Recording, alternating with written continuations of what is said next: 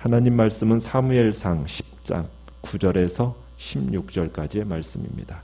사무엘상 10장 9절에서 16절입니다.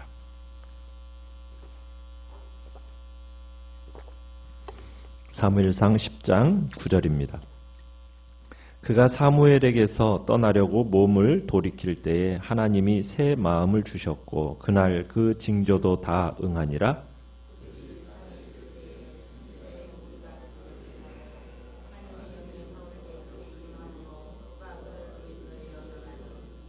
전에 사울을 알던 모든 사람들이 사울이 선지자들과 함께 예언함을 보고 서로 이르되 기스의 아들에게 무슨 일이 일어났느냐 사울도 선지자들 중에 있느냐 하고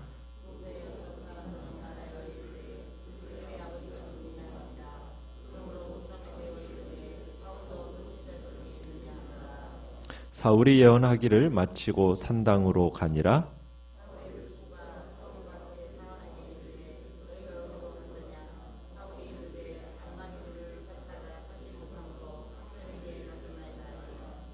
사울의 숙부가 이르되 청하노니 사무엘이 너희에게 이른 말을 내게 말하라 하니라. 사울이 그의 숙부에게 말하되 그가 암나귀들을 찾았다고 우리에게 분명히 말하다이다 하고 사무엘이 말하던 나라의 일은 말하지 아니하니라. 아멘. 오늘 말씀의 제목은 하나님이 함께 하심의 증거라는 제목으로 말씀을 나눕니다. 사무엘이 사울의 머리에 기름을 붓고 이스라엘의 왕으로 임명을 했습니다. 그러나 사울은 자신이 왕으로 세움받은 것에 대해서 주저하죠. 이에 사무엘은 주저하는 이 사울에게 하나님의 뜻을 확인할 수 있는 세 가지 징표를 줍니다. 세 가지 징표는 사울이 집으로 돌아가는 길에 일어날 일들인데 이제 하나님은 징조의 도구로서 다양한 사람들을 사용하십니다. 첫 번째 징표로 우리가 어제 2절을 봤던 대로 사울이 돌아가는 길에 라헬의 묘 옆에서 나귀를 찾았다라는 그 소식을 전하는 사람들을 만나게 됩니다. 두 번째 징표는 3절과 4절에서 사울이 다볼 상수리 나무에 이르면은 베델로 예배드리러 올라가는 세 사람이 그에게 빵 2덩이를 줄 거라고 얘기했습니다. 사울은 어떻게 보면 객관적인 그 목격자들을 통해서 사무엘이 한 말이 사실임을 확인하게 되는 거죠. 그리고 이제 마지막 세 번째 징표는 5절과 6절에서처럼 사울이 성령을 받아서 새 사람이 될 거라는 겁니다. 그러니까 사울이 계속 가다가 하나님의 산에 이르면 산당에서 내려오는 선지자의 무리를 만날 것이고 그리고 거기서 여호와의 영이 사울을 새 사람으로 변화시킬 거라는 거예요. 그러니까 이 징표를 통해서 하나님이 함께 하신다라는 그 확신을 사울로 하여금 갖게 할 거라는 거죠. 자, 기름 부음을 받고 이제 사무엘을 떠나려고 몸을 돌이킬 때 하나님께서 사울에게 9절에 보면 어떤 일을 행하셨습니까? 새 마음을 사울에게 주셨습니다.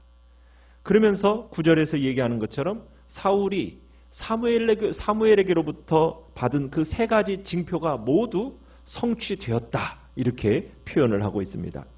그런데 이 세 가지 중에서 오늘 본문에서는 세 번째 징조, 그가 하나님의 영에 사로잡혀서 새 사람이 될 것이라는 그 세 번째 징표만을 아주 자세하게 설명을 하고 있습니다. 그러니까 사울의 변화가 이 징표들 중 가운데서 가장 중요하다라는 것을 암시하고 있는 거죠. 그러니까 사울 일행이 이제 사무엘이 말한 그대로 하나님의 산에 이르게 되니까 과연 사무엘이 예고한 대로 일단의 선지자의 무리들이 이 사울을 영접하는 겁니다. 10절에 보면은 그때 하나님의 영이 사울에게 크게 임하였습니다. 그러면서 사울이 선지자의 무리 중에서 어떤 일을 하게 됩니까? 함께 예언을 하게 됩니다. 여러분, 예언이라는 것은 선지자의 직무예요. 그런데 하나님께서 사울에게 성령의 충만하게 하심과 함께 예언을 하게 하셨어요. 왜 그랬을까요? 이 사울의 이 예언이라는 것은 어떤 표시냐면 하나님이 사울과 함께 하신다, 이런 표시로서 이 예언을 하도록 주신 겁니다. 하나님의 영의 임하심, 이것은 어떻게 보면 구원 활동을 위한 카리스마적인 능력이기도 하거든요. 그래서 이제 사울에게 하나님의 영이 임하면서 하나님의 영이 임했다라는 그 표시로서 예언을 사울이 하게 되는 겁니다. 그런데 평소에 사울을 잘 알고 지냈던 사람들은 이 사울의 모습을 보고서는 믿을 수 없다라는 반응을 보이는 거죠. 왜냐하면 사울의 변화가 너무나도 크고 획기적인 변화였기 때문에. 그래서 믿기지 않는 듯한 표현으로 뭐라고 이렇게 얘기를 합니까? 사울도 선지자들 중에 있느냐? 하면서 그런 의구심 어린 이런 질문을 던지는 거죠. 그러니까 이 말씀은 사울이 선지자여서 예언을 한 게 아니라 하나님이 이제 사울을 왕으로 세우셨다라는 사실을 입증하기 위해서 일시적으로 선지자처럼 예언을 하게 된다는 사실을 지금 부각시키고 있는 겁니다. 그러고 나서 이제 이 사울이 12절 끝에 가보면 이 예언을 마치고서는 어디로 올라갔다고 얘기하고 있습니까? 13절에 산당으로 올라갔습니다. 그러니까 아마 집으로 곧바로 돌아가지 않고 산당으로 올라가서 사울은 아마 며칠 동안에 일어났던 그 일들에 대해서 생각하고 묵상을 했던 것 같아요. 산당 방문을 마친 사울이 드디어 이제 집으로 돌아가게 되는데, 이제 지금 사울은 어떻게 보면은 떠날 때와는 전혀 다른 변화가 일어난 거예요. 신분의 변화와 함께 내적인 변화도 체험을 하게 된 겁니다. 새 마음을 품었고, 그리고 하나님의 영에 크게 사로잡힌 사람이 된 겁니다. 자, 이런 극적인 일들을 경험하면서 사울은 어떤 심정이었겠습니까? 자, 이런 징조들을 통하면서 사울은 여러 가지 사실을 확신할 수 있었겠죠. 지금 사무엘이 한 말들은 진짜 참되구나. 이것을 아마 확인했을 겁니다. 그리고 나아가서 그에게 기름 부은 이 일이 궁극적으로는 사무엘이 한 게 아니라 결국 하나님이 나에게 기름을 부으셨구나라는 것을 확신하게 되었던 것 같아요. 그래서 결국 이제 왕의 직분을 사울이 수행할 수 있을 거라는 그런 격려를 이 징조를 통해서 받게 된 거죠. 그러니까 사울은 부르심을 받고 또 확신하도록 징표도 주시고 또 새 마음까지도 주신 하나님. 여러분, 이 하나님을 우리가 생각할 때 하나님은 참 자상하십니다. 배려가 있으시다는 거예요. 그러니까 하나님이 우리를 부르시고 하나님이 우리를 어떤 직분으로 세워나가실 때에는 하나님께서 인격적으로 대우하신다는 거예요. 그러니까 하나님의 인격적인 배려가 이 속에서 참 드러나고 있는 거죠. 그러니까 하나님은 섬세한 손길 속에서 당신의 자녀들을 부르시고 일꾼을 삼으셔서 이렇게 해나가시는데 그냥 딱 던져놓고 알아서 하라는 게 아니라 섬세하게 정말 하나님께서 따스한 성품을 가지고 그에게 확신도 주시고 그를 또 새 마음도 주셔서 그 일을 감당하도록 하시는 하나님이시라는 것을 우리가 보게 되는 거예요. 그러니까 하나님은 참 따스한 손길 가지고 우리의 삶 속에 역사하시는 거예요. 하나님은 동일하게 그렇게 역사하십니다. 하나님은 인격적이신 분인 거예요. 하나님은 자상하신 분이신 거예요. 그래서 그분을 의뢰할 때마다 우리의 삶이 정말 바뀌어 나가지는 그런 놀라운 은혜를 우리가 경험하게 되는 거예요. 하나님은 우리가 막연하게 근엄하고 위험 있는 그런 분으로만 우리가 알 게 아니라는 거죠. 그래서 막연하게 하나님 하면 두려움 속에서 살아갈 게 아니라는 거예요. 우리의 신앙생활 속에서 하나님은 어떠한 분이십니까? 정말 인격적이신 분이시고 우리를 세세하게 마음까지도 잘 아셔서 그 마음을 따뜻하게 배려하시는 섬세하신 따뜻한 배려의 하나님이라는 거 우리가 기억해야 되는 겁니다. 자, 사울이 예언을 마치고 이제 산당에서 누구를 만나게 됩니까? 16절에 보니까 숙부를 만나게 돼요. 이제 숙부가 그를 찾아와서 사울과 그의 사환에게 질문을 던집니다. 뭐라고 질문을 던져요? 너희가 어디로 갔더냐? 라고 질문을 던져요. 그러니까 사울이 얘기를 하죠. 암나귀들을 찾다가 찾지 못해서 그래서 사무엘에게 갔었습니다. 자, 그러니까 이 숙부가 사무엘이라는 사람의 그 인물의 무거운 존재감을 딱 알아차리고서는 질문을 던지죠. 뭐라고? 사무엘이 너에게 이른 말을 내게 말하라 하고 요청을 하는 겁니다. 무슨 말을 했는가? 집요하게 숙부가 묻는 거예요. 그런데 사울이 비밀리에 자기가 왕으로 세움받았다는 사실, 기름 부음 받았다는 사실에 대해서는 말을 하지 않습니다. 왜 그랬겠어요? 두 가지 이유가 가능합니다. 첫째는 사무엘은 사울을 아주 비밀리에 왕으로 세웠어요. 그죠? 개인적으로 기름 부음을 주었어요. 그러니까 사울이 내가 이스라엘의 왕이 되었습니다. 여러분 이렇게 떠들어봤자 누가 믿어요? 믿으려고 하는 사람이 없을 거예요.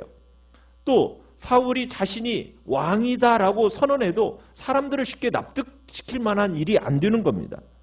또 거기다가 아마 사무엘이 사울에게 얘기했을 거예요. 공식적으로 왕으로 네가 등극하기 전까지는 절대로 공식적인 임명식이 있을 때까지는 아무에게도 발설하지 말라라는 아마 사무엘의 말이 아마 사울에게 있었을 겁니다.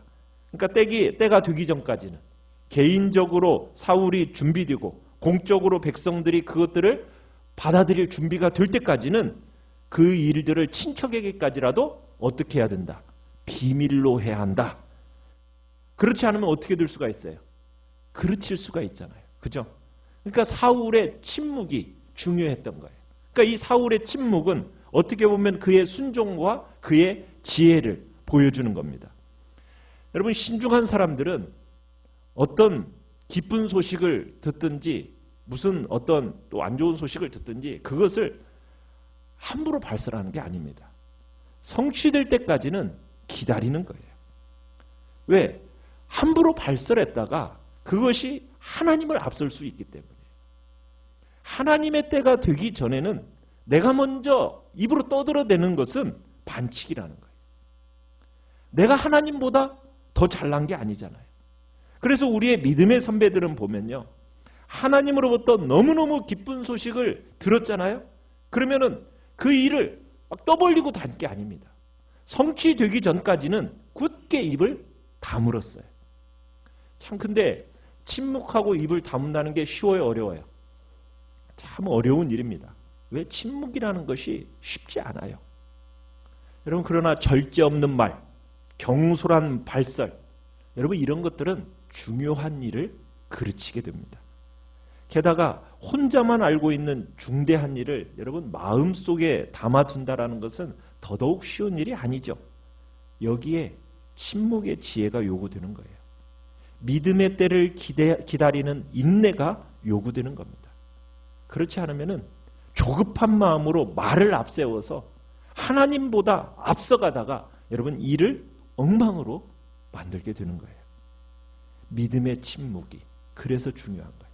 믿음의 침묵이라는 것은 하나님의 스케줄을 따라간다라는 어떻게 보면 지혜의 표현인 겁니다. 굳게 침묵을 지키는 가운데 신실하신 하나님이 약속하신 것을 어떻게 성취하시는가 그것을 조용하게 지켜보는 것 그게 바로 지혜인 겁니다. 하나님께서 지도자를 세워가실 때 여러분 어떻게 세워가시는지를 지금 우리가 보고 있어요. 우리를 부르실 때도 마찬가지입니다.